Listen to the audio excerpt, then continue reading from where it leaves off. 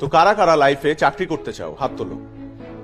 বাহ, অলমোস্ট সবাই হাত তুলেছে। শুধুমাত্র তুমি তুমি আর তোমরা তিনজন বাদে, রাইট? ওকে, হাত নামাতে পারো। তোমরা তিনজন চাকরি না করে কি করতে চাও? বিজনেস। বিজনেস, ওকে।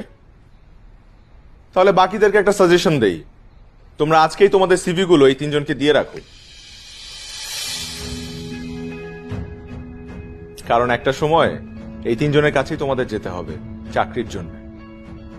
দেখো, একটা দেশে সবাই যদি চাকরির পেছনে ছোটে, কেউ যদি ব্যবসা না করে, তাহলে তারা চাকরিটা করবে কোথায়?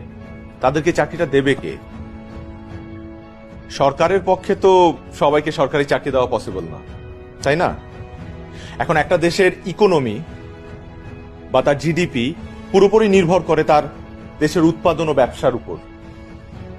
দেশে যত বেশি ব্যবসা হবে তত বেশি কর্মসংস্থান হবে এবং তোমরা ভালো ভালো চাকরির সুযোগ পাবে।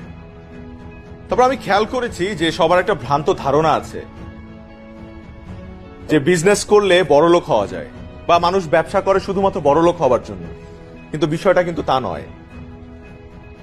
ব্যবসা না করলে নতুন আইডিয়াস জেনারেট হবে না, আর নতুন আইডিয়াস জেনারেট না হলে দেশের ইকোনমি বা দেশকে উন্নয়নের শীর্ষে আমরা নিয়ে যেতে পারবো না।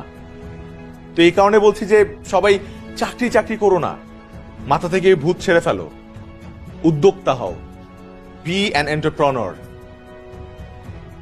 সেখানে দেখবে যে তোমার সম্ভাবনা সীমাহীন। আমি সরি, আমি মনে হয় আবারও সেই বোরিং বক্তৃতা দেওয়া শুরু করে দিয়েছি। আর কোনো বক্তৃতা নয়, আমি আবারও আমার রেসপেক্টেবল টিচারদেরকে ধন্যবাদ জানাতে চাই আমাকে ইনভাইট করার জন্য।